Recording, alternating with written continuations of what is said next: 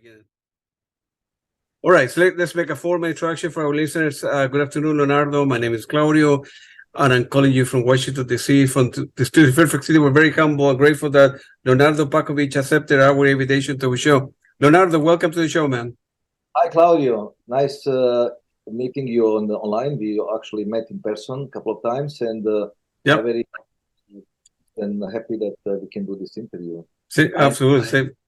Go We are ahead. in Virginia. It's almost 3 p.m. afternoon, 100 degrees, very hot Well, in La Mancha. Yeah, absolutely. When did you move there? I moved 18 months ago officially, but I was Yep. flying to Spain just a little bit before the pandemic. I thought that after 3 decades in New York City, I just needed to move somewhere else, and I must live in the city. I'm a city kind of guy, but I wanted to live in a small city. When I opened the door, and the city is there, and that's what I liked about Manhattan in East Village. I lived in East Village, and then after 30 years of New York, and I lived a very good life in New York, and I said, I have to go somewhere when it's calmer. And I said, I'm from Mediterranean. I was born in former Yugoslavia, but on Mediterranean. I grew up in southern Italy on Mediterranean, and I wanted to come to Mediterranean area, like weather, people, food, and relaxed life. And originally, I suppose I wanted to live nearby Barcelona, but then somehow I came to Toledo, and I immediately fell in love. And it's very centrally located, just 1 hour south of Madrid capital, in the exact center of the Iberian Peninsula, and I loved it, and I cannot be happier than I'm now. Like, I'm very happy, even though I still love Catalonia and I still have a lot of friends there, but I'm actually very happy that I came to this unbelievably beautiful city. For you, man. Very happy for you. Let's go back to the beginning. Were you born like I in was a born musical? former Sorry. Yugoslavia in where I was born today is Bosnia and Herzegovina. Actually, Pers- no one of my family is from Bosnia. That's where my grandparents ended up after the war, after the Second War. I'm of a very mixed ethnic background, partially, mostly Montenegrin, a little bit Croatian, Lebanese, Armenian, and Italian. And I grew up with my maternal grandparents. Not very funny and happy childhood, but I survived, and that's what made me a very strong person. Then I moved to Italy.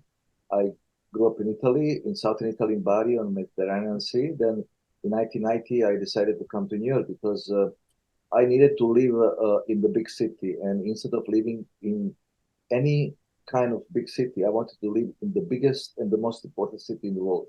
It was just my thing, like to get rid of many things from the past and start from zero. And Yep. New York is a tough city in the beginning because it's not for everybody, especially when you come with only $200 in your pocket, without knowing any English and without any paperwork. But I came, I fought, and New York made me a very strong person.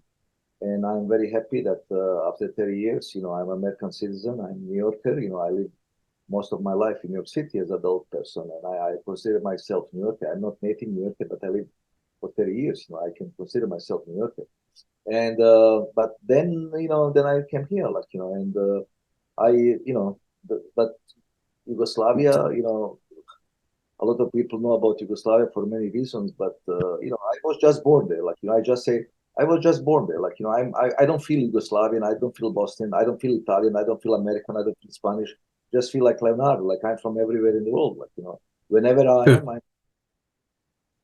am, I understand. Let's go back. Some more music. What attracted you to music in the first place? Were you they had the opportunity growing up, radio or on vinyl? I'm, when I came to New York, and when I met a lot of American friends, and of my generation, a little bit of older, they always saying how they discovered the music on the radio. I didn't discover any music on the radio, zero, no radio, no television. So just by accident. And I will tell you how everything started. My maternal grandmother, she was trained opera singer, And I grew up as a little kid listening Italian operas like Traviata, like all this kind of Aida and the classical music. And also my grandmother, she was most musical in my family. And then she loved also great singers from 50s, 60s, like Frank Sinatra, Tony Bennett. Then in 60s, Gilbert Bécaud, and you know, and I grew up with that kind of quality pop from 50s, 60s, the jazzy quality pop and classical music, and that was my first thing. Then, yes, it was occasional radio, but then I was listening music at somebody else's house, and I like certain music that has a little bit mysticism. I remember when the first time that I was listening Pink Floyd, I was maybe 10 years old. I didn't know what that was, but just it was Echoes from Metal album, and just that kind of mysterious, mystique, kind of esoteric kind of sound attracted me.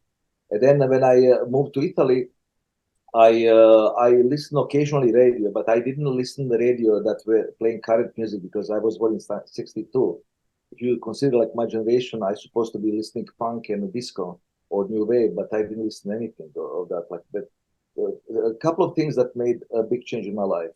A couple of older friends that I met, in Italy, and then also two movies that I saw. One is the Pink Floyd live at Pompeii. Pink Floyd were huge in Italy, huge, and Pink Floyd live at Pompeii was something magic. Then I saw Woodstock, and then that was when I was 14, 15 years old. Before 14, 15 years of age, I knew only a few things. But then those two movies, they changed my life because then I said to myself, I would like to discover that kind of music. I didn't know what that kind of music was because I was just liking that kind of period because I started reading a lot of things. Don't forget that this is not my generation, and I started listening 60s, and that was the thing. Like in the 60s, like then I discovered the blues, then I discovered the jazz, and my first love was British blues and Muddy Waters and Johnny Hooker and John Mayall. That was my first love. Then it came West Coast. Then everybody who played at Woodstock Festival. Then I saw the movie about Monterey Pop Festival. All that Mamas and Papas and Otis Redding and Jimi Hendrix and Jenny Joplin. My first love was 60s. I was only listening when I was late teenager, late 20s. I predominantly listening 60s, which is generation, not my generation. That's people that were 10 or 12, 13 years older than me. But then when you get into some of these bands, like when you get into a little bit of Doors, so you see like a different kind of Fender's piano, then you by accident listen some jazzy connect. You connect to things, then you say, "Oh, I like this." Then you say, I would like to listen to more things like that." Then you discover jazz, then you discover Soft Machine and King Crimson, and then you see like these jazz musicians that are playing those two bands like Keith Tippett and or Elton Dean, and then I was curious. By nature I'm curious. Then I got into jazz. Then the next thing, big thing was the British jazz. I was like mostly like music that I growing up when I was in late teens, in late 20s was British music, British jazz and British blues. Then of course, with Miles Davis, with Frank Zappa, I get into the American music, and then because of curiosity, I liked certain things, and I was always curious who was playing on albums and playing certain instruments. I was going to a record shop and I spending immense amount of money that my mother didn't like that at all. And I was buying albums just because I saw certain names. I was going home, I even didn't know what that kind of music is. And I say, wow, and it was that kind of effect because see, like I didn't grow up to listening music, radio. Like see, in 80s, I missed 80s. I didn't listen to Kiss or Van Halen or Bon Jovi because it really, I didn't listen to the radio at all because whenever a radio was there, like somebody listening, I didn't listen. I was listening specific programs on the radio, especially in Italy. During the night, they had like a Rai Stereo Notte. They're having the four DJs during the night, specific music. One guy was talking about electric jazz and avant-garde, one guy about West Coast, another guy about folk music from Britain and France and Northern Europe and Spain. And that's what I was listening. And then I befriended a lot of friends that were older than me. I was going to their houses and started listening music, and that's how I acquired music. My acquiring the music taste was basically when I was befriending my friends. Nothing to do with radio, nothing to do with fashion. believe it or not, like, I know that Bon Jovi and Van Halen were huge in 80s. Can you believe that I even didn't know how they sound? I know that Really? Yeah. I know that Van Halen had a couple of huge hits. Now I can kind of like Van Halen. I'm not a huge fan, but say like Yep. Jump, like, I don't know that tune because I wasn't listening to radio. So Sure. I was having party with my friends, eating nice bowl of spaghetti. We're listening to Ornette Coleman, Sandra, and Miles Davis, and Hatfield and North, and Caravan, and Ravi Shankar and Milton Nascimento. We didn't have time to, not that I ignored that because I did like. I simply wasn't part of that. Like, I never was part of the mainstream. I didn't watch TV. I didn't listen to radio. And I was buying magazines in Italy, in Italian, that were talking specifically about certain music, blues, jazz, classic rock. That was my world. Got it. Perfect. Beautiful, man. I told you before, I think, I forgot. I don't know if I told you, I was born in Chile and I came to the United States to study. And my dad had a lot of music. I mean, a lot of music. Jazz, all jazz. The Louis Armstrong, Gerald Morton. I'm a big fan of Louis Armstrong. Louis Armstrong is still one of my musicians. Yeah.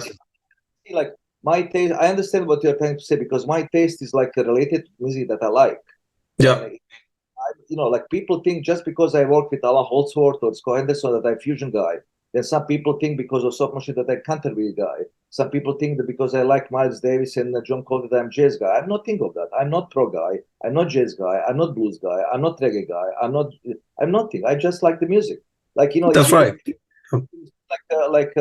What's the name? Like Woodstock. You have Shanana, you have John Sebastian, you have the That's right. Jimi Hendrix, you have Santana, you have all this kind of music, and then you go to Monterey Pop Festival, you have Otis Redding, for me, the music was not about genres. Yes, Yeah. I still tend to be a little bit more on the jazzy side. Yeah. That doesn't mean that, look, I love Early James Taylor because Sure. To me, if somebody does like jazz, music, that kind of music, that's fine. But I relate to the music only to what I really like, not because of genres. Because today, I'm progressive rock guy. They buy everything that is progressive rock, and I'm listening this half of these things I cannot listen because I'm not attached to any genre. I don't have to listen to fusion or jazz or progressive rock just because it's jazz, progressive rock, or fusion. I have to listen what gets me. But a lot of people go to these kind of things just because they have to be part of the scene. I don't have to be part of it.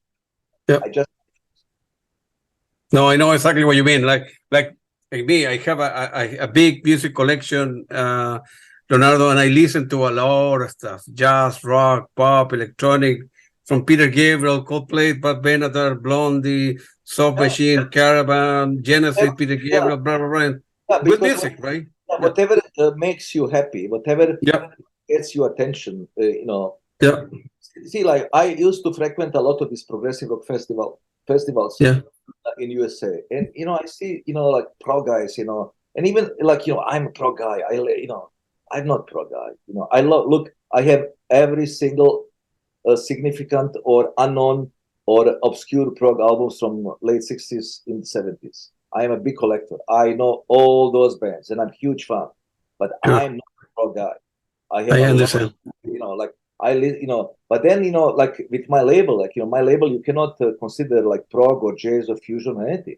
And sometimes when I send my albums to review, it say, "Oh, this is too jazzy," or "This is too avant," or other people say, "Oh, this is too proggy." Like rather than I think in 60s, 70s, this thing didn't exist so much. Today we are so much segregated, which you can see in our society, including politics. I don't want to touch politics in this moment, but this is the tendency of the humanity, that we are trying to be very tribal. Yes, this kind of tribalism existed before. I'm hippie, I'm punk, I'm this and this. But if you're a real kind of music lover, real melomans, they go after what they really like, not after the genres. Like, I always say, like, I don't eat Chinese or Italian food every day. I like to eat different kind of things. I cannot stuck with everything the same. And I'm very curious guy, and that's how I am, and and I only react to my own emotions. I don't react to any trends or fashions or. I don't have to listen to the last album of Steven Wilson. If I listen to the last album of Steven Wilson, if I like, but I don't have to listen. Now Got everybody it. wants the last album of such and I'm just using name, can be any name. Sure. I don't have to listen. Yes, I don't have to listen. If it happened that I listen, if I like, I will buy it and I will follow. If I don't like, it doesn't matter. Like it's just the music. Everybody has Absolutely. anything what they want, and we also have right to do. But I cannot go after things just because everybody has to talk about these things. I don't have to do that. Perfect. No, I understand. Let me ask you some question about the beginning of your career. What's the best place to begin the MoonJune story? So from Italy, you arrive in New York, and then what happened? Oh no, it's a very complex. One of the biggest problems that I have. Actually, it's not Yeah. problem. I even find it fascinating if I have to talk about myself, going outside of myself. Everything is kind of natural, organic, and circumstantial. What I'm doing now, like I studied Portuguese language and literature and history of Afro-Portuguese and Portuguese, arts and culture and literature. And I was into academia when I was in Italy, and but I also was a music lover, and I didn't have any connection with music business, except that I was helping a friend of mine who was organizing one of my best friends, who actually was mayor of the same town where they had festival, who married me and my wife, a small town in southern Italy. He was organizing an avant jazz free improvisation festival, Europa Festival Jazz, when people like Mike Westbrook, Hans Reichel, Keith Tippett, and all these kind of weirdos were performing. I was kind of helping because he was my friend. He let me in, and going with musicians and curious, but I didn't have any connection. Then I came to New York. Of course, what I was studying in Italy didn't have any meaning or any importance in USA. I had to start from the scratch, and then somehow I met a Brazilian guy because that was one of the very few languages I spoke. I spoke Italian and my own language, Serbian, Bosnian, whatever it is, and because that's another issue. And Portuguese. When I came to New York, I didn't speak any. Then it was natural that I didn't want to be with Italians. I didn't want to be with Yugoslavians. I was after Brazilians, and because I speak very very good Portuguese for almost 4 decades. And I met this Brazilian guy who was living in New York since 1971. He had a graphic company, and we became friends, and somehow we clicked immediately. Then at a certain point, that was after only like 4 or 5 months I was in New York. He said, "Look, my wife left me. She went back to Brazil. I live by myself. I was living in Upper Manhattan, in Washington Heights, with a friend of mine from also performing Yugoslavia, who now lives in Wyoming." And I said, "Oh, I will come to you." And then I lived in this village. Like I lived on 6th Street in Alphabet City, like in the middle of everything. That's where Fillmore East was. That was Electric Circus was. That was CBGB. And I say, wow. And then what is happening? He had a graphic company. He was in New York since 1971. And most of his clients were in the music business. They were major clubs and promoters from the city and several record labels, mostly kind of jazz and independent labels. And he was also a photographer. And a lot of very close friend of his who became also a friend of mine, who's a very well-known jazz publicist in the USA, Jimmy Igo of Jazz Promo. They were bringing a lot of artists because in those days, not today, but in those days you had to have 8x10 like photo. Then if you are a guitar player, you go with your guitar, they take your picture, they put the name of the artist, management, and label. And we are doing and he was doing a lot of these photos. And then I went there. That was in the beginning of Macintosh. And then I didn't know anything about computers. Then in a matter of just few months, by myself, because I'm heavily dyslexic, I can only learn things by myself. I cannot read instructions because I had some issues, health issues, when I lived enough. That's a long story. But I learned by myself. And then by myself, I was already started in a year or two doing graphics, like in the music industry. This guy, Jim Igo and other people, they were bringing music clients. And then in the early 90s, that was a golden period for CD issues. And then a lot of clients came to us with these old LPs that they needed to do like graphics on CD. That's what I was doing. Then, record labels, they had to do one sheet, and sometimes they were sending musicians, like to take pictures. And Fernando Natalici, this Brazilian guy, he had a big office in Union Square. And then one of the small rooms, he had a photo room.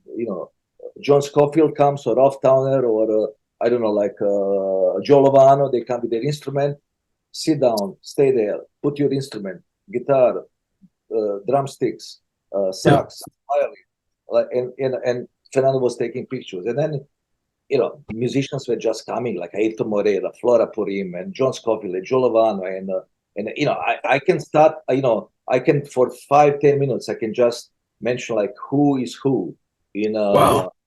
mostly in the jazz world, because our clients were kind of jazz labels, forget the name of Canadian label. Then we had Dreyfus Record. Then I remember when that's very interesting. Like one day, like Fernando stepped out for 10 minutes, and somebody was knocking the door. That was in 1994. Somebody was knocking the door, and I opened the door, and I was just going down. It was Michel Petrucciani, and I said, "Oh, come in." And Michel Petrucciani came to do some photos, and then he came, said, "A friend of mine, Charlie's coming." Charlie. I didn't, of course, I knew who he was, but I didn't realize it that exact moment because I was excited to see Michel Petrucciani. It was big fun. Then the door knocks again. I open the door. It's Charlie Lloyd. I say, I'm a big jazz guy, and I love jazz. And Charlie Lloyd said, "Wow, this kind of thing." So somebody knocks the door another day. Then it's Ayrton Moreira, Flora Purim. Then Ralph Towner comes. And it was, I was in paradise. Like I was like a little kid in a candy store. We are talking about early 90s. And I lived that life for 12, 13 years. We are doing ads. If you go like to Village Voice in 90s, and Fernando was doing that since 70s.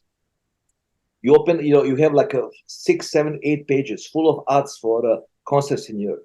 Studio T, the place where I was working, Fernando Natalici studio, he was doing 75 to 80% of all those ads for two major promoters, Ron Delsner, which became Delsner Slater, which became something else, and now that's Live Nation. And then on the other side was John Sher Metropolitan, two big promoters in New York. Then we had independent, and they were doing shows at Madison Square Garden, at baseball stadiums, like Yankee Stadium, at like Pink Floyd and David Bowie, and all this kind of stuff. Peter Gabriel. We're doing ads for the promoters, not for the musicians. Then we are doing a lot of ads for clubs, for Trumps, Village Vanguard, Village Gate, Cat Club, Expo, like all these kind of places from New York City, CBGBs. That's how Fernando started in New York.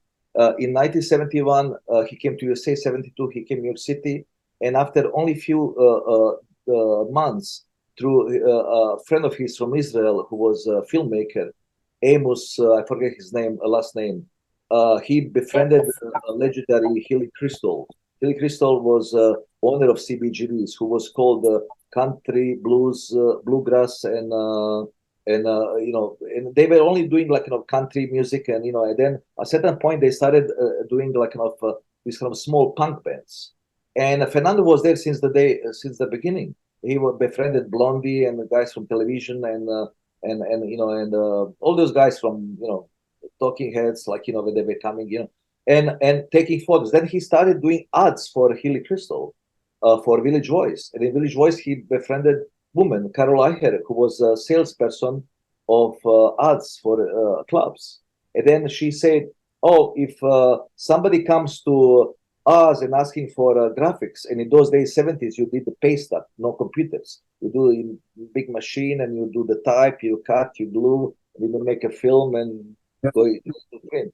And then, because he was doing a good job, everybody came, legendary promoters. That's how Ron Delsner became our customer. And when I came in 1990, I already came in this kind of machinery that existed for over a decade, 12, 13 years. And in the beginning, I was messenger and learning computer. But I remember in 93, 94, I believe, I went to pick up the check from a promoter, because every Monday we were picking up check because we were working for commission. We were putting ads in, we were kind of agency, putting ads in Village Voice, and we were making 15% commission.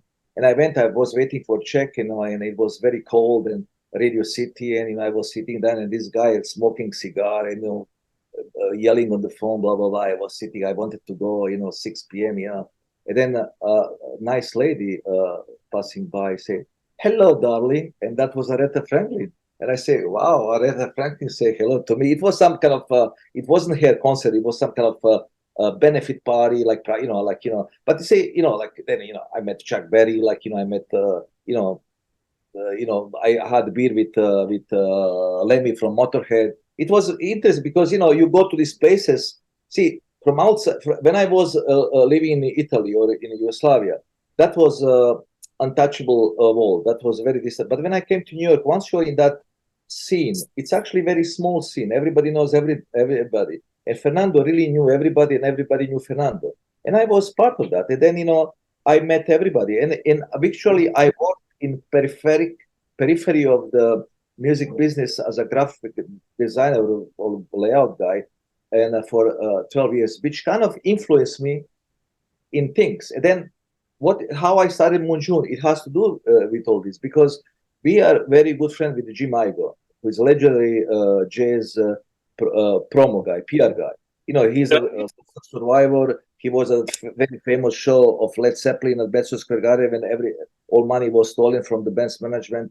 And then, but he was also a big jazz guy. He was a jazz buyer for JNR, which is one of the most legendary record stores on the East Coast.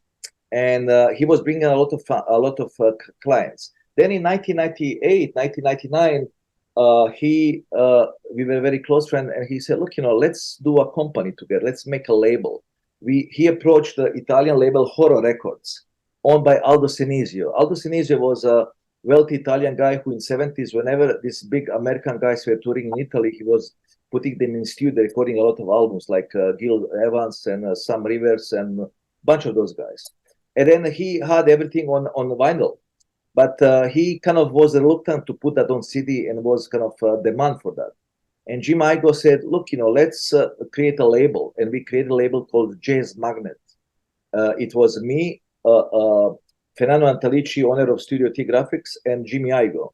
And we wanted to put a couple of albums of our friends and a couple of masters that Jimmy recorded, like it was a double live album of Steve Lacy, Snips that we did, but a couple of albums of Jorge Sylvester, Archie Shepp, and Jean Paul Borelli. But our major thing was to go after this very amazing label, and because Aldo spoke okay English, but I was the main guy like translating because I speak Italian, and we tried to pursue this guy, and nothing happened. And we had actually big investors, and nothing happened. But we then did the Jazz Magnet for a couple of years, but somehow, I don't know, something didn't work. The major investor in our company, they left us because we promised a lot, but we couldn't deliver because of the Aldo Senesio's huge label, like 70, 80 titles.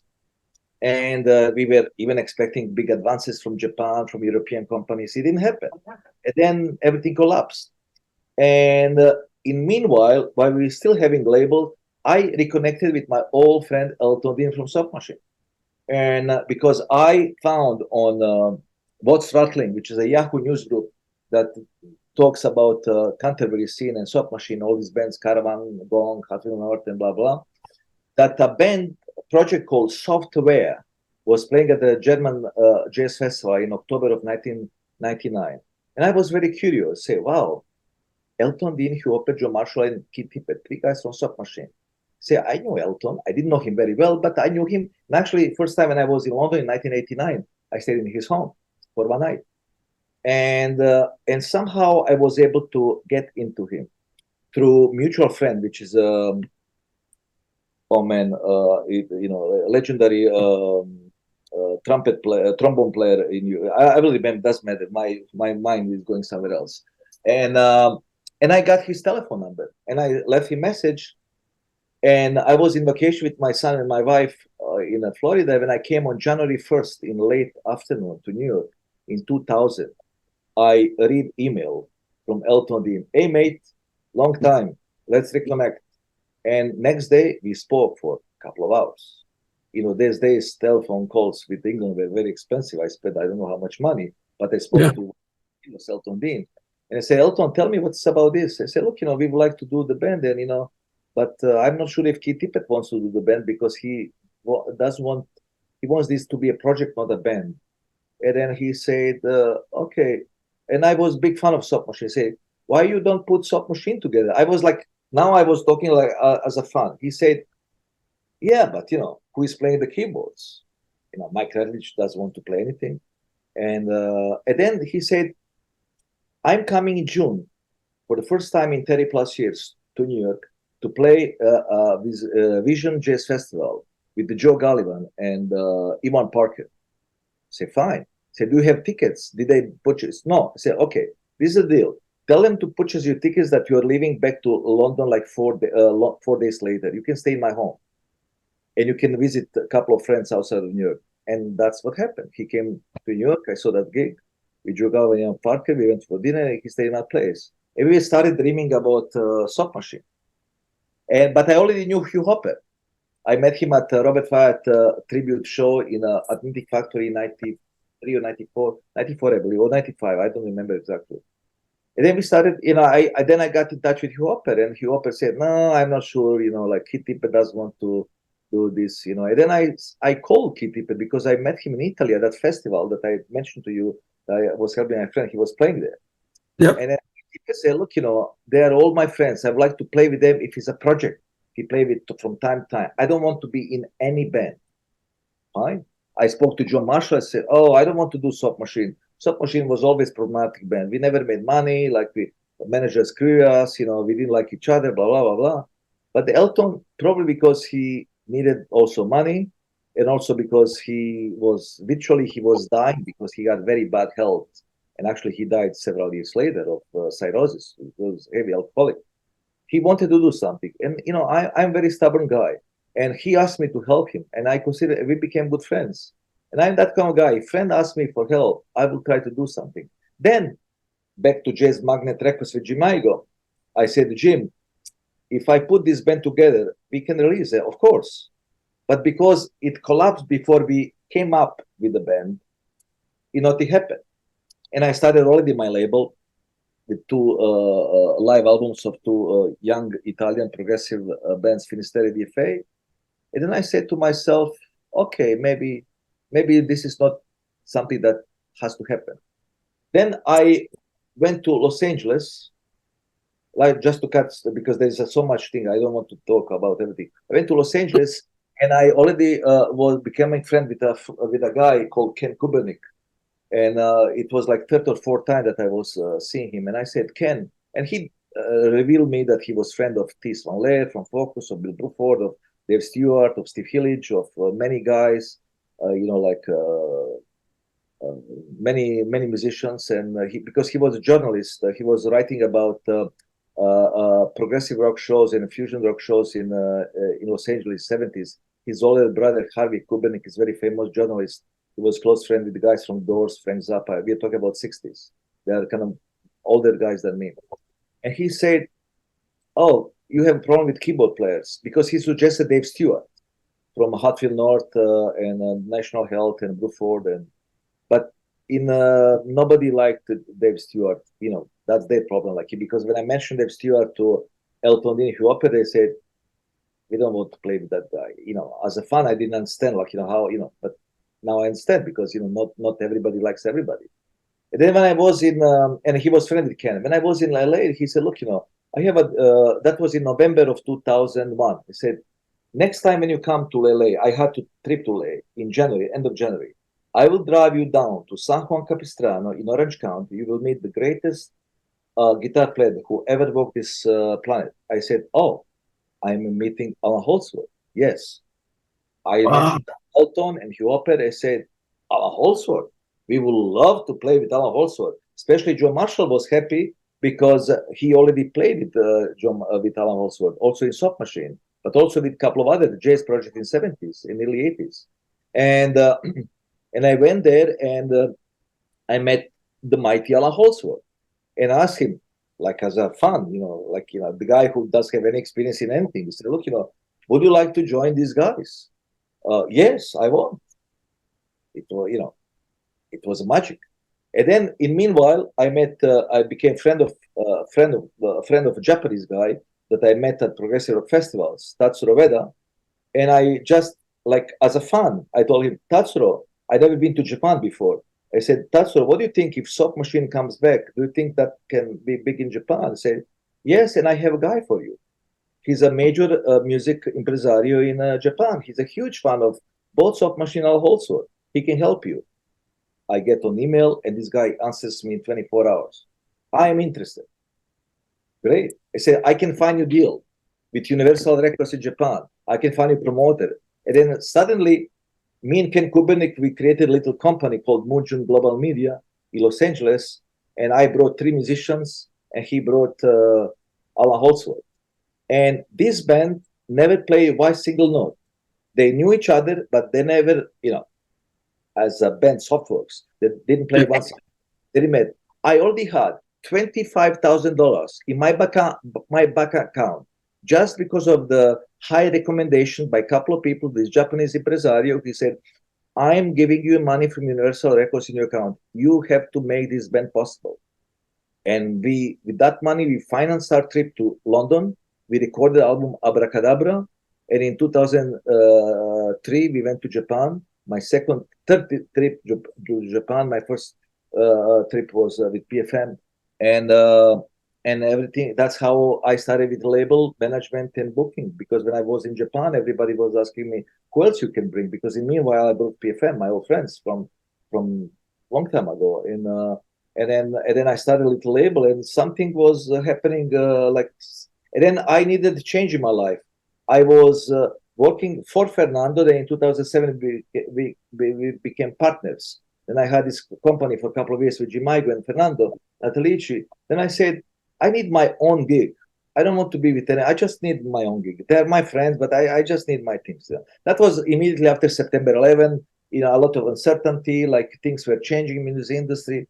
I say I have my own gig, and I knew a couple of things because working graphics for major or minor record companies in a presence with a major publicist, I learned a lot about promoting things. I knew those secrets. I didn't know how to run the label, but I learned everything myself, and things started just developing little bit, and now I have 150 releases. I booked 3,000 shows in 65 countries around the world on all 5 continents, and I didn't want to do that. It just happened because of the circumstances. That's why I always say, if you want to ask me about genesis of MoonJune or MoonJune Music and MoonJune Records, you have to listen to me for a couple of hours because it's so complex. Because if I don't say everything, and now I said only little things, you will not understand because it's not something. See, I said in one of my older interviews how labels start. Say, I want to have a label. I need to distribution. I have this. I have this. I have money. And then I didn't know nothing. I just started, and things were just flowing. Because even though I like all kind of music, the kind of music that I like the most is improvised music. Because our life is improvisation. We don't know what we are gonna say in next few moments. We don't know what will happen once we open the door of our apartment or our house. We improvise. It's there are certain things that are happening on as a routine, but virtually everything is improvisation, and I feel very comfortable in that unknown zone, like improvisation. Like that's why I'm not very comfortable when everything is square and perfect. I love Japan, I love Switzerland, but that's to me a little bit too perfect, too square. I like when it's a little bit funky because that's my territory. That's when I can function the best. I like that challenge. And then all these kind of things that I developed in the last 23 years, like bookings and promotion and a label and other things, consultancy, everything is a consequence of pure improvisations. Like John McLaughlin wrote a beautiful tune called "Follow Your Heart," and I actually following my heart, like heart, not just heart, but your imagination. I just went with the flow, and I got a lot of recognition. People recognize and appreciate what I do because I'm very transparent. I don't have filters. I'm very natural person because I don't know how to do it in other way. I'm very how you call it, like dyslexic. I cannot, I am who am I? I cannot be in the other way. I make a lot of mistakes, but I know how to fix them because my mistakes are. And And if somebody asks me, how do you do it? I don't know. It doesn't matter. I'm just doing it, and it's like, you ask like John Coltrane, how do you do it? I don't know. Because when he entered like to record my favorite things, that little waltz, it's supposed to be like 10, 9, 10 minutes. It was what is on album, 16 and a half minutes. He didn't know. You just go there and you play that what came out. Yeah, I don't know. Yes, I know certain things. There are certain parameters that you have to follow. There are certain deadlines, but everything in middle, it's pure speculation. It's improvisation. Same as booking gigs. You focus to do like tour for 4, 5, 6 weeks. You just improvise. You say, oh, I can do gigs here and there. Like you connect dots, and sometimes it works, sometimes it doesn't work. It doesn't work. You have to find a solution, and I enjoy that. I enjoy when things are uncertain, because that's my territory. Like I love to navigate in these kind of territories. That's why if you ask me how I started MoonJune, I still do not know. It just happened Yeah. to be that. Sorry about being too long. No. That's very interesting. Yeah, but when people ask me about MoonJune, that's one of the most difficult questions to be answered, because it's and I told you very, very few details. It's a very, very complex. There is so many details. It's like In part two, in part three, you can tell me more story. Yeah, but Leonardo, let me make something up, right? So, you were touring with Stickman in South America. You went to Chile, Argentina, Peru, Bolivia, and now you're doing Soft Machine here in the U.S. So how do you know? Okay, you approach a Soft Machine guy and say, okay, let's do a tour in the United States in 20 cities, right? Between September, October, whatever. I'm making this up. How do you know the value, the cities, the venues, the demand, and so how you from a project management point of view, how do you know that Philadelphia will be better than Boston, Boston is better than Chicago, Los Angeles, how and the cost flying and then I don't think it that way at all. That's not my approach to life. First of all, I don't think about these things, because if I start thinking about these kind of things, I will be lost. I do like this, like by definition, I know that certain artists have a value because of the historical relevance of those artists. Then it's natural. People like Tony Levin, Pat Pastelotto, Scott Henderson, Allan Holdsworth, Frank Gabale, whoever I work with, they have a certain Jones and Alex Conley, and they have they have value. And you go just by, okay, I have to go back, because this is another thing that that cannot be explained like this, because it has to do with my personality and with it's very with certain circumstances. When Allan Holdsworth left Softworks because he was divorcing, and he had very unfortunate period in his life when he started being even more and more alcoholic, and having divorcing from his second wife in around 2000, 2001, and when he was with Softworks in 2002, 2003, and early 2004, he already he was in the that kind of the unknown zone. He left the previous manager. He was a little bit lost, psychologically. He wasn't able to handle this kind of big burden, divorcing from wife and not having money, and then. But he remembered that we had a good time in Japan with Softworks, that we had a good time on Italian tour with Softworks. We had a good time in Seattle and in Mexico, Baja Pro with Softworks. We make decent money. And then and I saw him with his band at BB King's in New York, and we had a couple of drinks, and he always liked me. And I was once in Indonesia, and I found his email, and he said, I would like to talk to you. And I actually called him.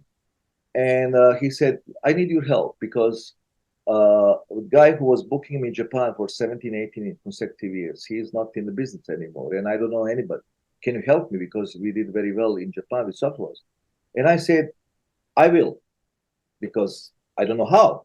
But I said, I will, because if somebody asks me for help, if I think that I can help, at least I will try to help. Then I will say, look, I'm sorry. I tried, I cannot. Or I tried, I think something can be done. I'm that kind of person. He asked me for help.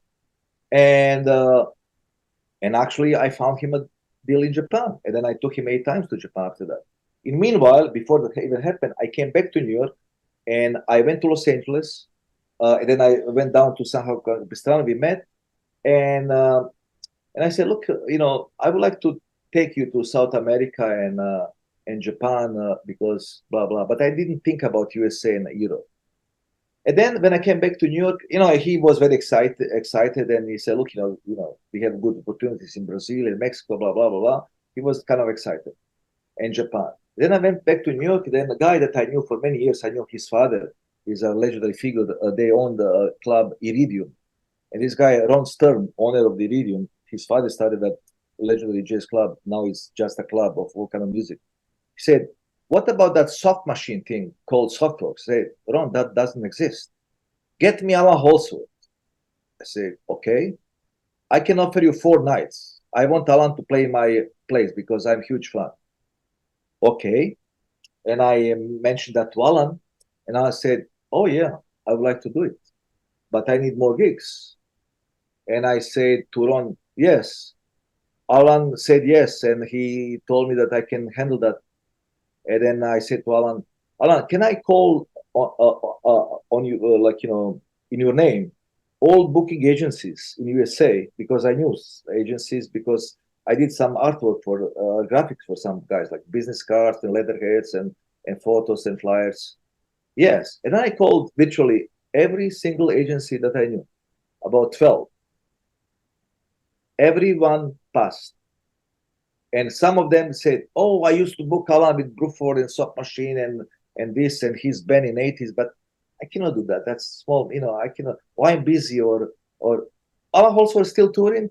Is he living in the USA, in England? No, he's, because he didn't tour in the USA mostly in 90s. He did not so many shows in 90s in USA. He mostly toured Europe twice a year, sometimes three times a year, and every year in Japan.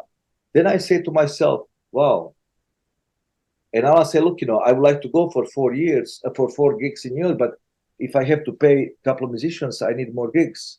And I asked Ron, say, can you suggest me somebody? He suggested me a couple of guys, one in New Jersey, one in Philadelphia. Another guy in Philadelphia suggested me somebody in Boston. Then Steve Feigenbaum from Pune, from Wayside, suggested me a guy at Birchmere in Alexandria. Then and these guys, they say, we can do the gigs. And then suddenly I only had 8 gigs. And then I was asking, and suddenly I had 4 weeks of tour because I was the guy who was trying to help a friend. And then that's how I became a USA agent for Allan Holdsworth. I just put that tour in literally 1 week, just calling and emailing people, talking, blah, blah, blah, blah, blah, blah. And that was a very successful tour. And then he was touring with Jimmy Johnson, and he told me, my drummer will be Charles Wackerman. Charles Wackerman was living in Australia for 10 years. In 2005, he came after 10 years living in Australia. His wife was Australian. He unfortunately died a few years ago of cancer. And he said, Charles Wackerman. And I was introduced to them. And I had to deal with things that I wasn't really kind of, like a rider. What's the rider? Like, what's the backline? But I learned, I learned everything quickly because I asked myself, what that means? No. And I actually, in 1 week, I had complete itinerary with all hotels pre-booked, with all gigs contracted. I even didn't have contract. I was borrowing the parts of the various contract for other people, simplifying, sending it to promoters, and actually asking promoters, can you help me with the contract? Can you see if it's okay?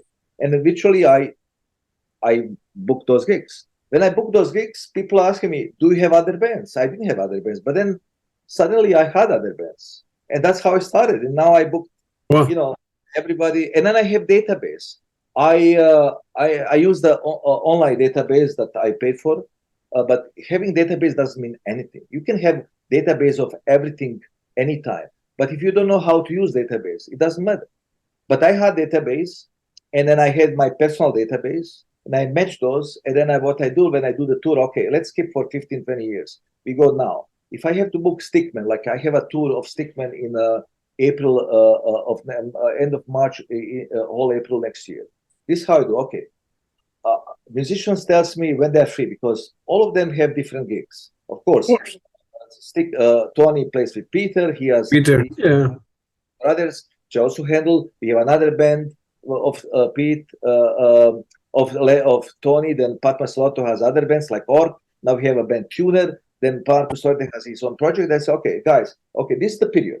We are going to the cruise or to the edge, which we didn't do last time because of the COVID. And I will build a tour from this to that day. Fine. Then what I do, okay, this is the tour.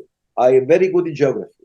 I am very good in positioning myself. You put me in like in middle of the desert, I know exactly where I am. I have excellent sense of coordination. I know exactly where I am. You can't fool me. I know exactly where is north, where is south. I am very good at that. With all my dyslexia, that's one of the few things I know.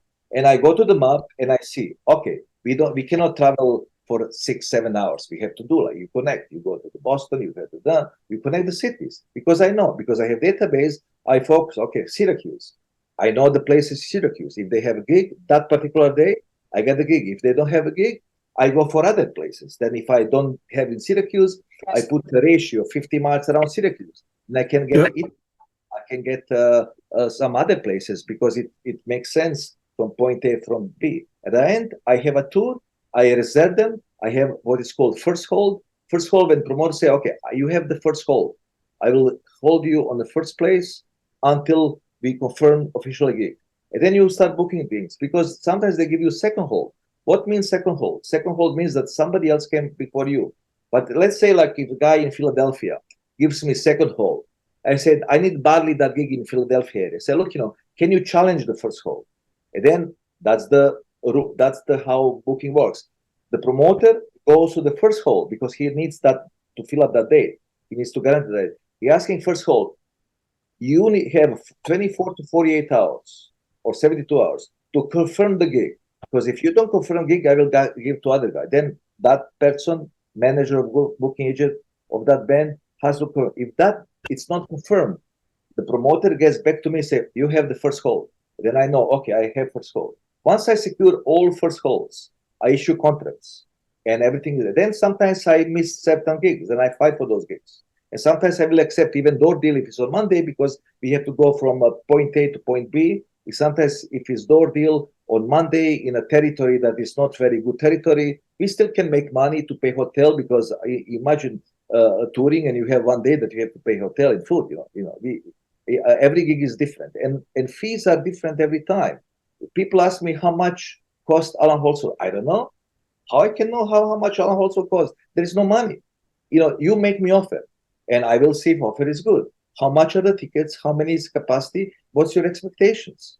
If you say, I expected 200 gigs on average price of $35, gives you certain guarantee versus percentage after the break-even, and you calculate all expenses from production. If they pay hotel, if they pay catering, if they pay insurance, if they pay this, and they have promoter's fee. And then if you reach that $4,000 guarantee, and then if you fill up the place, then we see how much money we made after all expenses are covered. Then sometimes $4,000 gig can be like $6,000, $7,000, $8,000 gig, and because there is no because how you can say that stickman around or soap machine costs it cannot be because sometimes they will play in 500 seats theater, sometimes we'll play for 100 people in small club.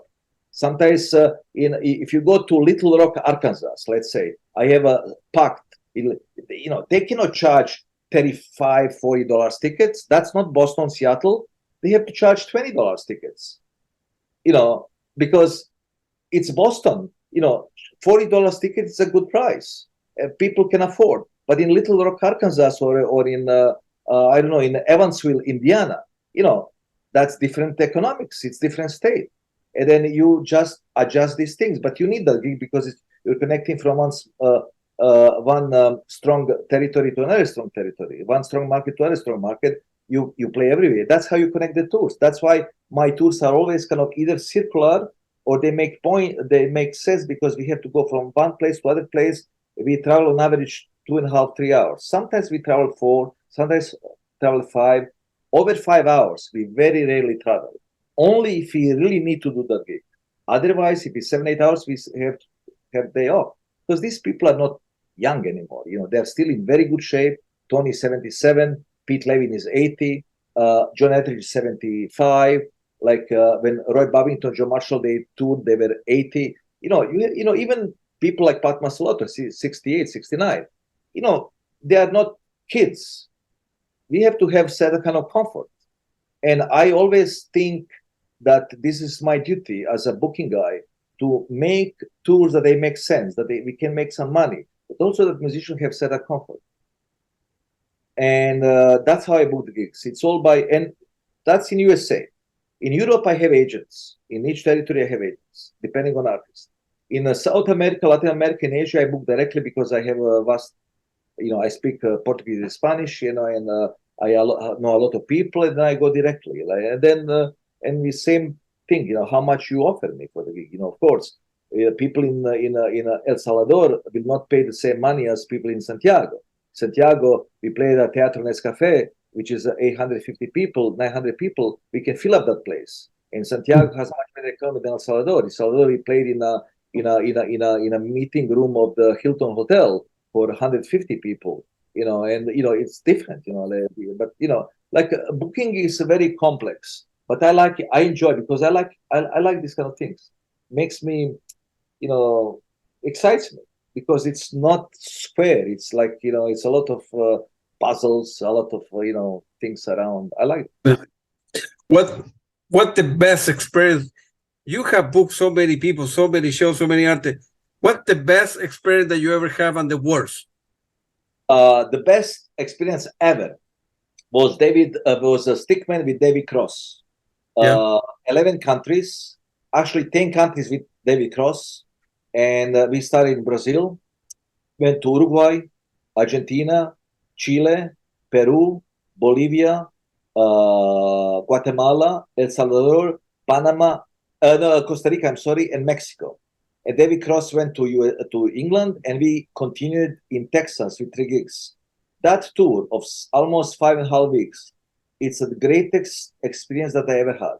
Because we are like, I love also tours with Soft Machine, but this particular tour, because we did so many countries, and we had all, we knew this kind of tours, when a lot of flights are happening, there is a very big possibilities that certain things might not happen.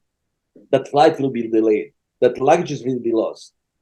We lost only one luggage with CDs on local flight between Sao Paulo and Rio de Janeiro. In the very beginning of the tour, everything else was smooth, no flight delays, nothing.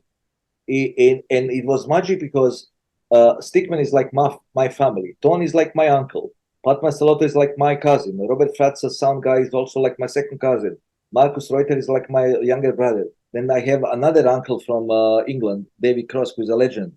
And we are like family. It's amazing bunch of human beings, amazing music that I like. And we are traveling to all these countries, and I like to travel to different countries. And we had amazing experiences. Only maybe in Guatemala, we had kind of, it wasn't the top, but everywhere else was top of the top. And we stayed also 6 days in Bolivia. We had a little vacation for 3-4 days. We visited beautiful places, and everybody came home with decent amount of money and with a lot of satisfaction. And on personal level, that was the greatest tour I ever had in my life. And we did this box set, 2018, called the Pan America 5-CD box set. It's a wonderful experience. First, if you can tell. No all the detail, but you must have sometimes, right? Like you said, sometimes the luggage doesn't arrive on time, or you're driving from I don't know, you need to take like a taxi, I suppose, from the airport to the hotel, and then from the hotel to the venue. And some of the areas are unsafe and they're not that great. It's not like that. We don't do that. We don't do that. No. We don't take taxis. We don't take nothing. Like when we do the shows in, let's say, Latin America or Asia or everywhere, has to provide everything. We don't go. We don't. There is the safety issue is it's not a concern at all. Okay, I got it. take you from the airport. They take you to the nice hotel in a nice part of the town. They take you to the venue and back, and you literally don't see anything. See, when I took several artists for El Salvador, San Salvador, the capital of El Salvador, is considered one of the most dangerous cities in the world. And now it's getting better. But when you go to El Salvador, you don't see that. You absolutely do not see any of that because you come to the airport. It's relatively far, 1 hour from the city. You go to beautiful surrounding nature. You come to the highway. They put you in a nice part of the town where are all those embassies. A venue is there. You don't see anything. And when I took musicians, say, "Oh, I didn't know that this is El Salvador because you don't see these things." The only I thing, see. like only once, actually twice, when you come to Caracas and you come to Callao in Peru on airport to go to Lima, then you go through kind of big slums. I'm not look. To me, it doesn't matter because I live in Africa for 6-7 months, and I don't see when I go to the country. I don't think if it's dangerous, not dangerous. I just go to the country. Yes, I'm not going to Southern Sudan. I'm not going to Yemen. I'm not going to Iraq or Afghanistan. But I remember I've been 30 times to Indonesia. In the beginning, like people say, why are you going to Indonesia? That's a dangerous country. They killed some people. That was a bombing. So look, we had bombing in New York City. 3,000 people were killed. Like, you had bombing by terrorists in Europe for 15 years, all around Europe. Telling me that country is dangerous just because there were a couple of bombings in a couple of hotels in this coast. Indonesia is a very safe country. But I don't think people, mostly America, say, "Oh, let me see what State Department say." Oh, that's very dangerous. Be careful, be safe. I don't think about that. I really don't think in that way because I know I have a common sense. One of the things that people don't know is common sense because I say I'm not going to South Sudan. That for sure. I would like to go on my own, but I'm not going. I'm not taking bands to certain areas because I know this is dangerous because there is a common sense.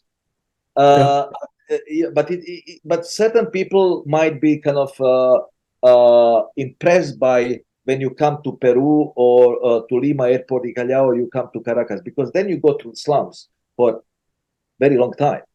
And to me, it's just how the people live. Yes, it might be dangerous, but I understand why people are thinking that way. I don't think it that way at all. And see, like I'm a white guy. I'm very tall. I'm 194 tall, like 6'4". And when I lived in Africa, I didn't have any problem as a white guy because I always think when you go to certain attitude, you bring if your energy mostly brings the danger. If you look like somebody who is afraid, most likely you will bring that negative energy. But if not, nothing will happen. Also, I know where to walk. I remember my wife is from Brazil. I remember the first time when I went to Brazil in 1992, December. I was staying before going to Minas Gerais, state where she's from. I was in Rio de Janeiro on my own. I speak Portuguese very well. Perfectly, but I went on my own. I didn't have one single problem in Rio de Janeiro. But people when go to Rio de Janeiro, they're shitting in their pants because it's dangerous. I know it might be dangerous, but I don't think it that way because I think I can avoid the danger if you know the place, if you have a common sense, if you know where are you going, if you know how to act with yourself, you will avoid danger. Of course, you can be killed in Iceland, in Finland. You can be raped in Liechtenstein, and you can be safe in Rocinha, very famous favela in Rio de Janeiro, Rocinha. It's look, I don't think about these things because when I go to these places, I know that promoter will take good care of us, take us from the airport to the hotel, from the hotel to the venue. That's it. You don't see anything of that. But I'm the guy, and Tony Levin is also a very curious guy. For our vacation little vacation in Bolivia, we went out. We went out to see the places. Oh, La Paz is very dangerous. No, it's not because it doesn't matter. We went out. We went out in eating in local restaurants. Me and Marcus Reuter and going to El Alto, which is a city close to the airport, like 4,000 meters above the sea level. We go there. Because I don't want to live in. I'm not I'm not terrorized by these things. I understand that some people are because they don't have knowledge, they don't have experience. But I have experience traveling all around the world, and I have a certain knowledge, and maybe I'm a brave person, and never ever nothing happened to me anywhere in the world. Never. It might happen tomorrow. It happened in Toledo, where crime is zero. Crime in Toledo is zero. No crime. It's ridiculous how crime is zero. No crime. But it can happen. But I don't think about that thing. I just think like, oh, I'm here. What I can learn from local cultures. When I went to Santiago first time, I went to Mercado Central. I went to places. Don't go there. Why not? What's wrong with going there? I'm going there because they told me there's a nice restaurant over there that they have served nice wine. I'm going with local friends. Also, this is the thing. I always have local friends. That's the thing. If you cannot go by yourself, you made the local friends and they take you to places, and you're fine. That's the excitement of things that I'm doing. I went to South Africa in 2019. I went to Soweto. I have to go to South Africa, not going to Soweto.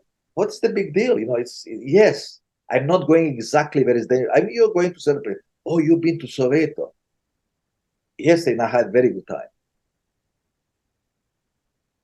You're with Chile and Mercado Central. I know the area very well. I know exactly about that.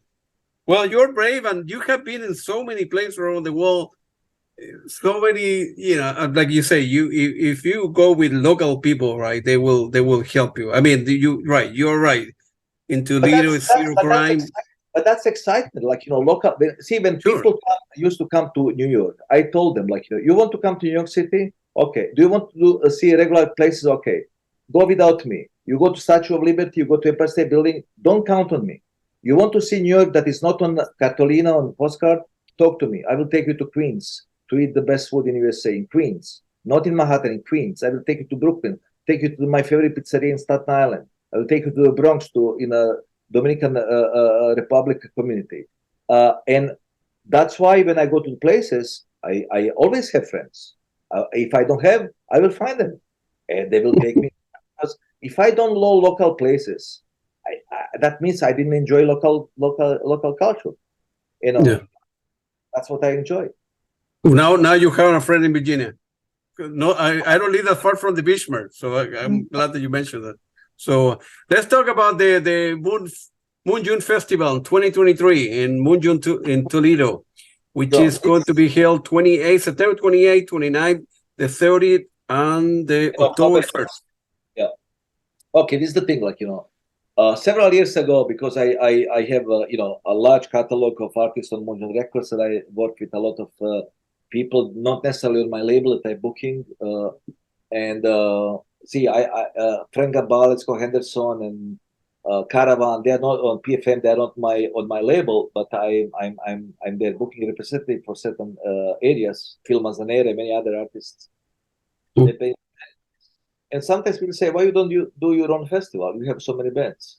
And actually, I had that idea, and then because we are going in another dangerous territory that I have to explain so many things, because nothing in my life is so easy to explain.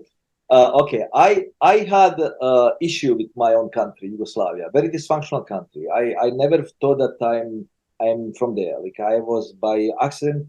I was born in Bosnia, in Yugoslavia by accident, pure accident. I grew up with my maternal grandparents, and I didn't have a nice childhood. And when I left there in 1980, I always living between Italy and Yugoslavia. I didn't want to go back. And actually, at a certain point, I said, only was visiting a couple of times because my grandparents were alive. Once my grandmother died in 84, and my grandfather died in 89, I didn't have any desire to go there. I loved the nature. I had some friends, but I didn't have any desire. I had desire to go to Kamchatka. I had the desire to go to Pitcairn. I had the desire to go to Antarctica. I didn't have any desire to go to Bosnia or Yugoslavia. And then when I came to New York in 1990, a few years later, the war started. And then I said, that's the reason that I don't want to go back, because somehow when I was living there in 70s, 80s, something was telling me that something will happen. Because it had all characteristics that something will happen. Then I decided, no, I'm not going there. But through Facebook, I reconnected with certain people in 2007, 8, 9, and we were corresponding. Then I saw some of them in Sweden and USA. And then my friend that I know him for 55 years, actually his father was a good friend of my grandfather, who escaped the war in 1992, who lived in Sweden. He's a cook and photographer and also big music fan, like same kind of music I like. And he said, look, you know, why we don't do something in our? I said, I'm not sure about that. Then what is happening? My good friend Vicky Darmaman, Indonesian artist, one of my best friends among musicians, he was invited to Sarajevo Jazz Festival in 2019 in November. And he called me, look, Leonardo, like, you know, I want you to come to Jajce, to Bosnia, to Sarajevo. I said, I think now is the time that I can go back to Bosnia, but I don't know if I'm going to my hometown, which is 3 hours by drive. It's a historic town, beautiful historic town in central Bosnia. I will go. And then he assembled Europe, sort of European band. One guy from Italy, one guy from Israel who lived in UK, and one Palestinian guy who lived in Emirates. Vicky Derman, Volpi's band with Kamal Musalam on oud and guitar, Palestinian guy, Boris Savolelli on vocals and electronics, and Asaf Sirkis on drums. And we went to the, you know, we confirmed we are going to the festival. And then my friend from Sweden, he said, look, because it's only 3 hours from our hometown, why we don't do something over there? And then he connected me with local people, which I left like 45 years ago. I even didn't know those people. And they said, okay, we'll do it. And then we decided to do it. And my friends, you know, we did the fee for the Sarajevo Jazz Festival and all expenses paid. But they said, let's go to your hometown. They don't have money. We'll pray for free. If they give us like food and, you know, doesn't matter. You know, it's just, we are there. Like, and we went. And I went with them. And I felt kind of, I felt different because I say, I finally feel in peace with myself, with my past, with, you know, troubled childhood and troubled country, dysfunctionality of everything. And then we were received by the mayor of the city and by some politicians and cultural workers. And they say, like, why we don't do, say, you have a lot of artists, why we don't do a little festival in Jajce, in Bosnia? I say, okay, let's do it. Let's do it next year in June of 2020. Fine. I already had a couple of bands. Okay, fine. Of course, it didn't happen because of COVID. And then finally, it happened in 2022. And I had like 3 days of festivals. I had 6 artists. We had amazing time. Artists from all around the world, from Indonesia, from Tuva, the Republic in Siberia, from Palestine, from Israel, from Germany, from UK, from USA, from Canada, from Uruguay, from Spain, from Portugal. It was amazing. And then I said to myself, that was in June, you know, no budget, you know, just covering expenses. And I said, oh, now I live in Toledo. I would like to do a festival in Toledo. But I didn't know anybody in Toledo. When I came to Toledo, I didn't know one single person. But then now I know a lot of people. Then I said, I need to do festival. But in order to do festival, you cannot just do festival because you don't know, you know.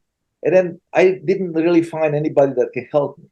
And, you know, like September, October, November, December, January. In December, I meet two mutual friends, a Mexican guy who is kind of, you know, wasn't sure what I'm talking about. But he's a huge fan of King Crimson and you know, and Genesis and Fusion. Yeah. And then we were talking about, he said, oh, I know it's too late, you know, it's, you want to do this in June, you know, I don't know, like, you know. And I went to USA to tour with Stickman, and I came back, and then we went for a couple of beers, and he said, look, I like your ideas. I would like to do something. I don't know how. I said, his name is Mauricio Daginato. And I said, Mauricio, let's do it. We decided in end of March, not to do it in June, but to do it in September. We cannot count on governmental help because of the election. We cannot count on any sponsors because nobody knows us. And only one band is, 3 artists are known, 2 Spanish artists, local artists, Ana Alcaide, Diego Amador, and Soft Machine. All other artists are unknown. And, you know, this is the city where, you know, people are a little bit skeptical if you are new. Will say, who are these foreigners? What they want? Like, you know, are they serious? You have to convince them, you know. And we said, okay, let's have a festival. We found the venue. We have difficulties to find a venue because nobody trusts you. Nobody, they say, what are you talking about? And we finally found a venue, which is a old church that was converted to something else in 1848. In the last 25 years, it's called Circolo d'Arte. It's a cultural center. But until 1848 was Church of Inquisition San Vicente. Once upon a time, that was sort of office of the very famous, badly famous Torquemada. That was the headquarter of Spanish Inquisition. And but the inside is beautiful. It's just magic.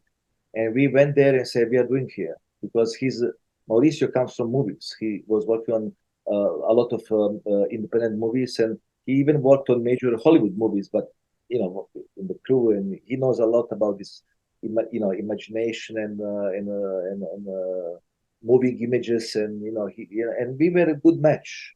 We are both fighters, and we decided to do it with no help from anybody, zero, because we have to do it because if we do it properly, next year we can count with governmental help because there are no elections, and we can help because in Spain there's a lot of subsidized money, but we were late. In order to get subsidized money, you can come 8 months in advance. But now we are just perfect in September, October, because new government just came on the power last month, and they are doing budgets in September, October, November, and they must put aside certain money for the culture because they have obligation. I don't know how much money, but they will have some. Not only the city, also the region, the federal government, and the European community. We don't know. Maybe we will be successful to get money. Maybe we'll not, but we'll have some. But then sponsors. We got sponsors, but nobody will give you any money. They will give you cheese. They will give you oil. They will give or extra virgin oil. They will give you like beer, wine, but they will not give you any money. But maybe next year they can give you some money because you show what you can do. Because we actually, Mauricio, who lived between Mexico City and Los Angeles for 25 years, and me living in New York City, we have kind of different kind of mentality. We are more kind of, even though we are kind of romantic warriors, we still have this kind of American kind of, we know how to do certain things, which is kind of different than this mentality here because they do it completely different way.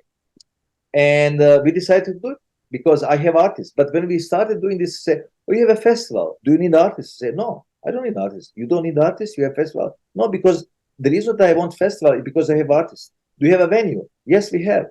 Really? Yes, we have. We paid the deposit for it. Oh, okay.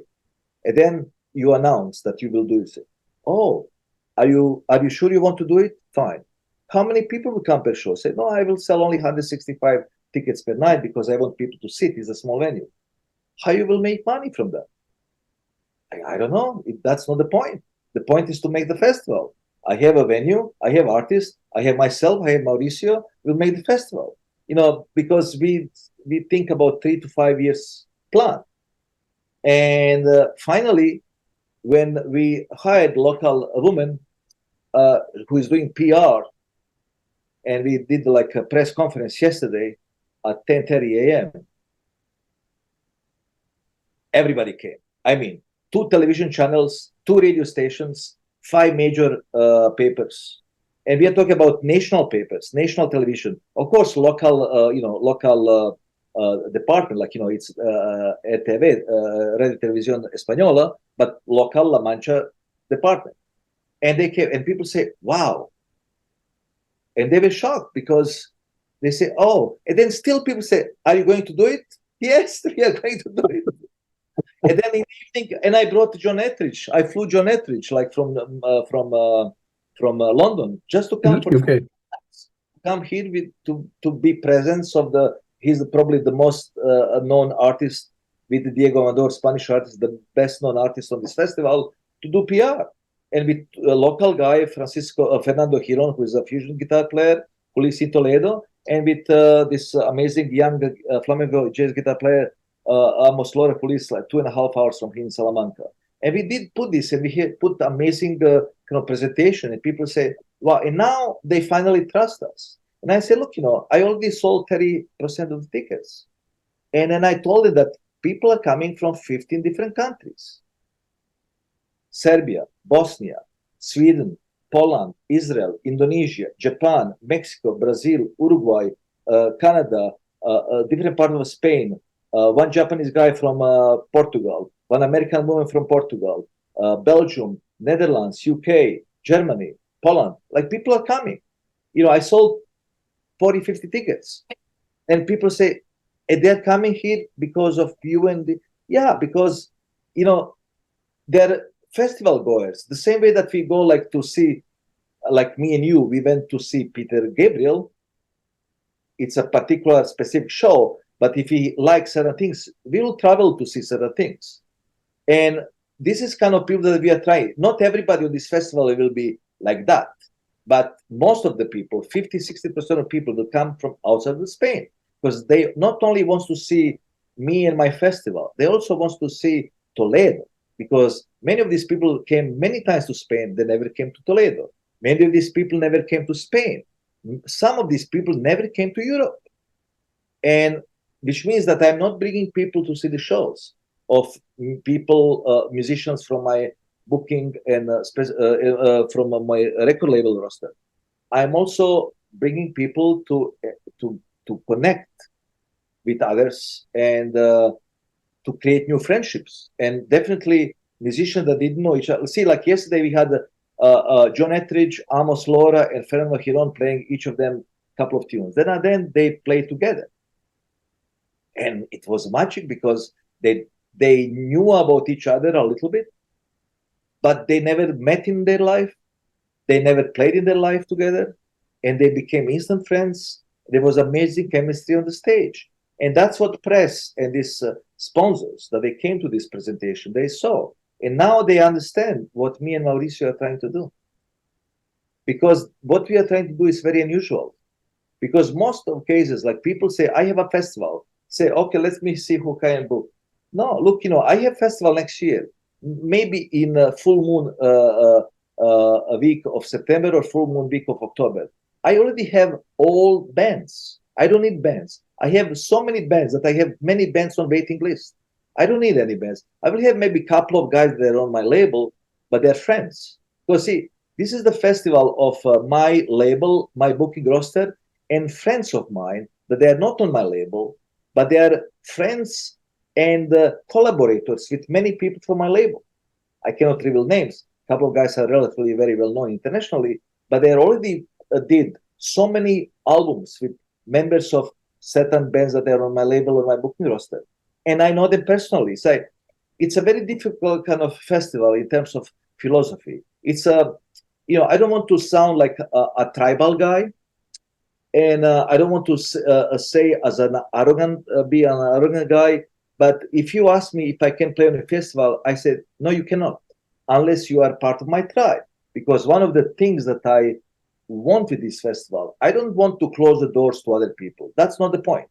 I just want to put my friends on my label, on my booking roster, to socialize with each other, to present our vision of the life, philosophy of life, and music, to offer them to other people.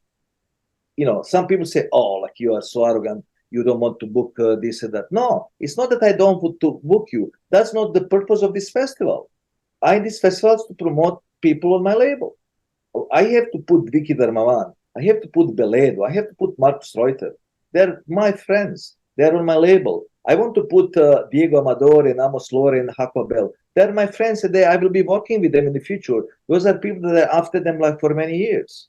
They're my friends, and they will be on my label. They will be on my booking roster. See, like this is not a private party. It's just a gathering of friends that are trying to present this kind of idea to the world of being inclusive. People from all around the world performing this kind of uncompromised music, challenging music, eclectic music that is not jazz, it's not prog, it's not folk music, it's not fusion, it's not nothing like that. It's just the music.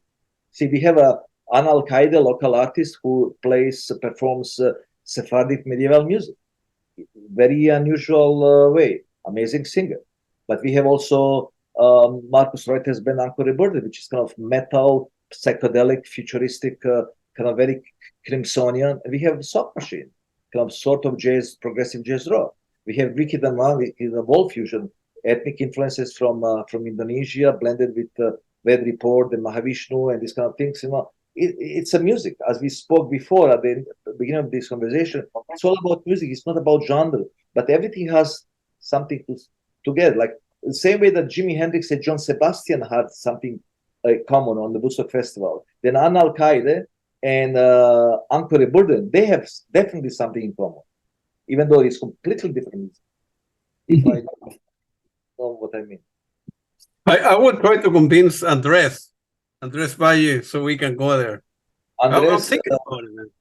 yeah, if you come, you it will be great, because it's I see, like I would like more and more people that I know personally to come to enjoy. Also, we are doing documentary.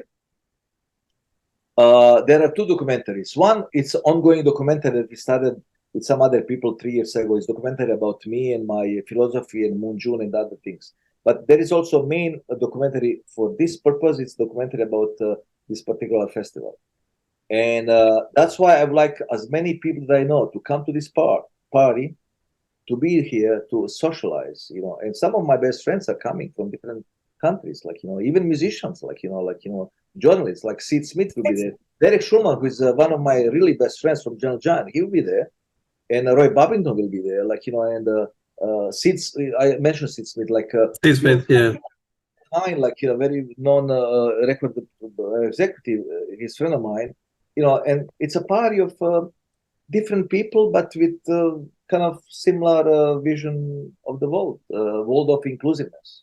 In Toledo, in middle age and a long time ago, it was called La Ciudad de las Tres Culturas, like where Jews, Christians, and Muslims lived in relative harmony, peaceful harmony. During El Califato de Cordova, which is probably one of the most inclusive society in those days, which we don't have today. Like now, Jews and Muslims and Christians set apart of the world, they hate each other, they fight with each other. But in those days, things were different. And and people are fighting for stupidity, for just because you see, the life is beautiful just because we are different, and everybody wants us to be the same. If you're not the same, you are our enemy. No, you are my friend because you're different. My wife is Chinese from Brazil. She is not very into music like I am. She does like blue cheese. I love blue cheese. She's very different from me, but we live in peace and harmony because we are yin and yang. And we live in a society where everybody wants to be like everybody else. I don't want to be like anybody else. I just want to be in company of people that have similar philosophical approach to life. But it doesn't matter where they are coming from, how old they are, what's their sexual or spiritual orientation, how tall or fat or skinny or big or small they are. It doesn't matter if they have a strong accent or no accent. If they are have a terminal disease or they are perfectly healthy, if they are vegans or if they are omnivores, it doesn't matter. We are people. But I don't accept militaristic people. I always say to my vegan friends, if you are vegan, I don't have any issue. Don't be militaristic. I'm atheist. If you are a militant atheist, you're not part of my tribe. I accept all religions. If you are religious, I don't. But if you are militant religious, I have issue. I don't want any militant.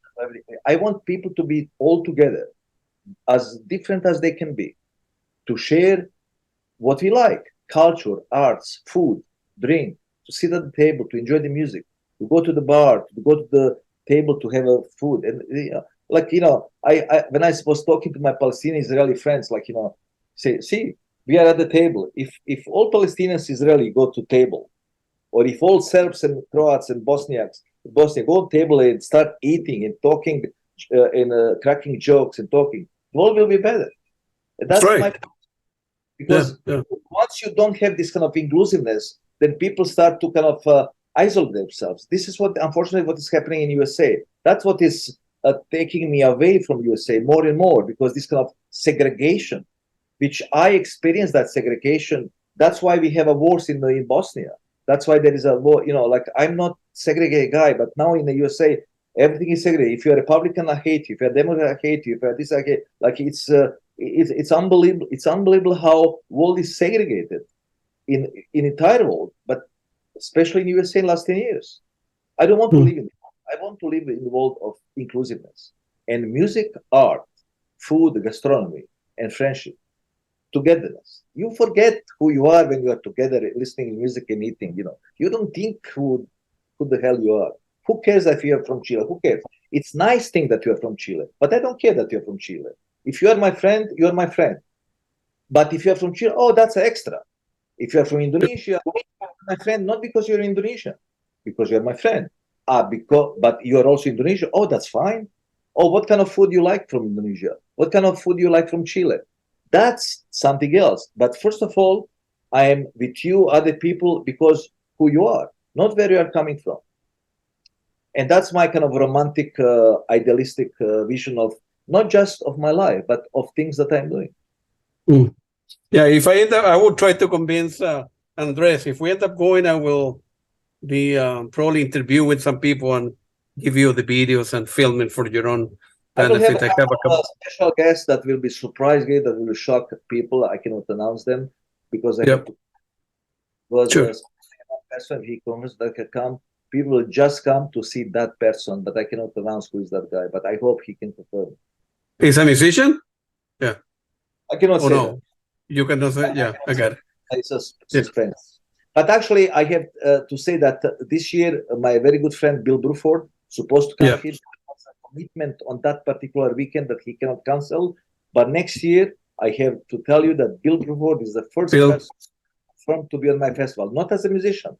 He will be coming as a guest and we'll be having a round table because this festival is not just about music. It's about round tables. The first day we'll have a round table about current situation in the post-COVID and post-streaming world. What are the challenges of the current music business and what we can do to improve and all that kind of stuff. Second day, we'll have a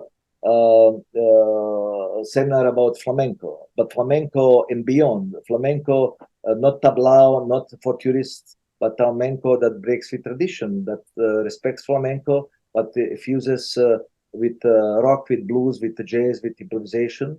And the third night, third evening, morning, we'll have a round table about music from the world, not world music, music from the world, because this is the people from 12 countries are performing this from 4 continents of this festival. And music from the world means like if a musician from Indonesia plays with musician from Spain, musician from Uruguay, musician from Germany, that's music from the world, because that's what, music is a tool of bridging the world, the connecting the world, not to dividing. And we are having this kind of amazing musician from the world that, let's say, like the Indonesian guy, Vicky Dermanda, they influence of tradition of their own people. If they bring influence the musical because they like progressive rock and jazz fusion, and if they mix with other musicians from other countries, let's say the musician from Israel, from Spain, this musician will bring their own influences in music, contemporary music, but also they will bring their DNA. And then you can create new projects if there is a chemistry, and that's how you bridge people together with music, because you have people from different parts of the world trying to make new kind of music, and this is because, as I said before, music is and food, gastronomy, art, culture. It's one of the tools to bring people together to end with this kind of unfortunate things that we are living in this modern world. And then for next year, he probably, because he's a PhD in music theory and he can talk. He will find out something that he can talk about with other people. Sure. And then the roundtables are going to be in the morning, and then music in the afternoon. For approximately 2 hours and 15 minutes, from 11 to 1:15. Then sound checks between 1:30 to 6:15. 6:30 p.m. doors open, and show starts at 9 until 11. We have a curfew at midnight, and in that way, people, festival goers can assist these things in the morning and in the evening, and then when we do other things like sound checks and other things, that people that are coming, they can visit cathedral Jewish neighborhoods, like this kind of cultural sites here in Toledo, and Yeah. did some great restaurants, and that's it. Yeah, and I noticed the names: Soft Machine, Marcus Aurelius, of course, John Edrich, Sid Smith. Right, I know all those guys. I interviewed two of them actually. So, very good people, man. And it was very nice talking to you, Leonardo. I'm quite sure I will send you a separate email because I have some ideas about some a logo and advertising. I will get back to you. I will get back to you. I don't want to mention that. Hit me anytime. I'm hip. I'm hip. Yeah. To socialize and to collaborate. Yeah. I'm very open-minded. I know that certain people, they run labels on agencies and they're kind of very territorial. They want to Yeah. all these things, but I'm kind of guy that I'm open. Nobody's Yeah. like, I'm the only MoonJune guy in the world. There is no That's right. with any label. I'm not competing with any agency. I'm not competing with anybody.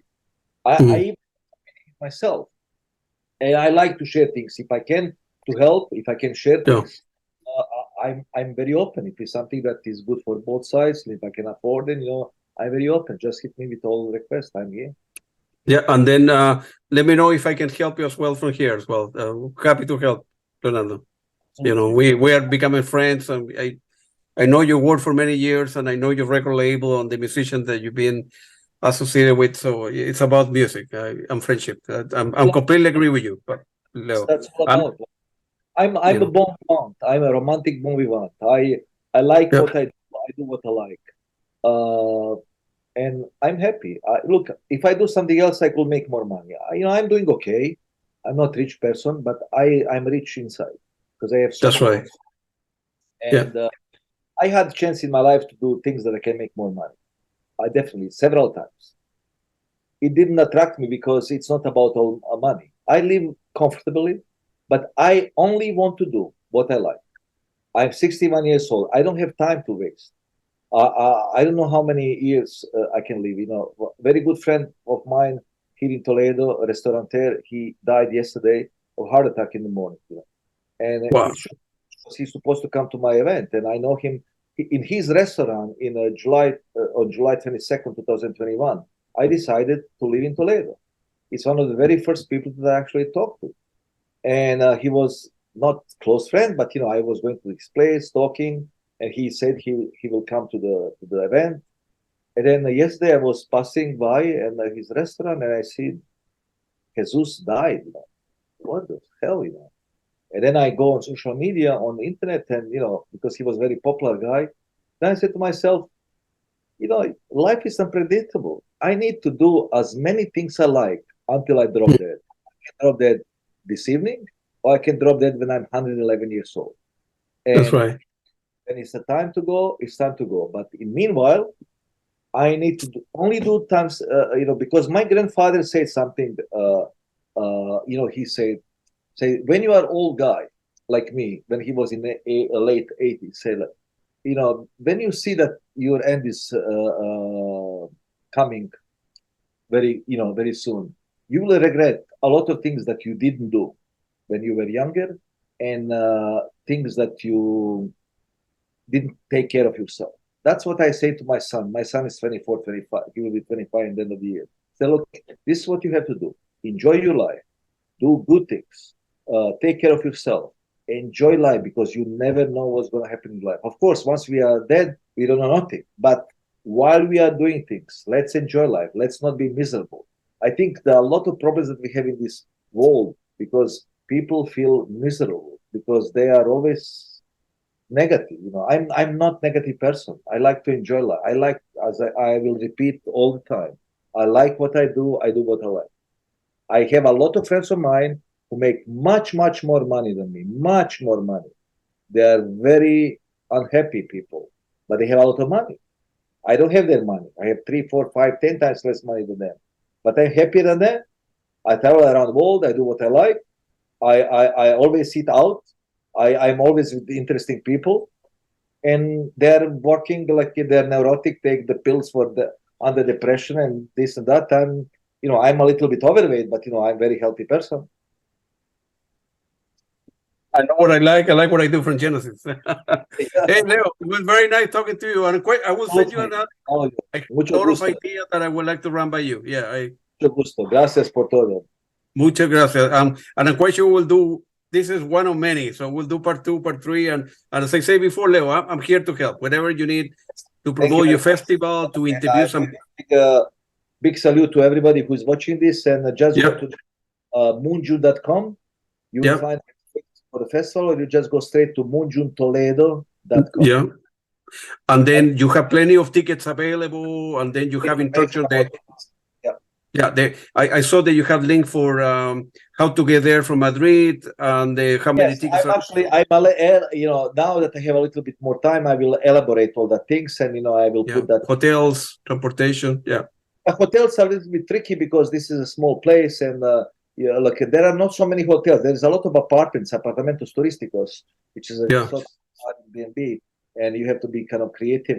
But I will put some information over there. But it can be done.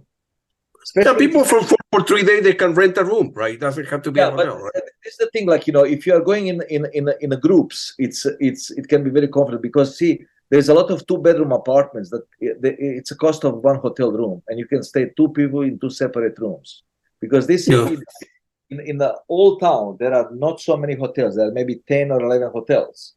They are mostly 21 kind of biggish. Most of the bigger hotels are outside of the old town, still in town, but outside of the old town. But there is a lot of apartamentos turísticos, a lot, and that's what I suggest to people. Like, get with somebody, rent 2 or 3 bedroom apartment. Then you are sharing the apartment with other people. It's also nicer than going to the hotel, and everything is close. Like everywhere that you go, it's 10, 12 minutes, 15 minutes maximum walking. Maximum 15 minutes walking distance whenever you go. Yeah, and there are plenty of tickets available as of today. I still didn't promote heavily because, first of all, I want to persuade my friend. Because if I start promoting very heavily, I'm afraid that it will be sold out very quickly. Then I will have people say, "Oh man, I wanted to go, but I cannot get tickets because it's a very small place." I just want to persuade first people that I know. Your friends, right? Yeah, first. Because if I do this documentary, I would like, of course, I would like to have new people. That also, I will have a lot of people that I know. Some people that I didn't see in ages, like a friend of mine, Maurizio Comandini, one of the best-known Italian journalists, who wrote a book on Jimi Hendrix and Miles Davis in Italian, who interviewed me once and who reviewed my albums. I didn't see him in 11, 12 years. And he's coming. And I want these people to come. I want to see them, to be part of my extended family, to hang out with other people. We need to bring what about Armando Gallo as well?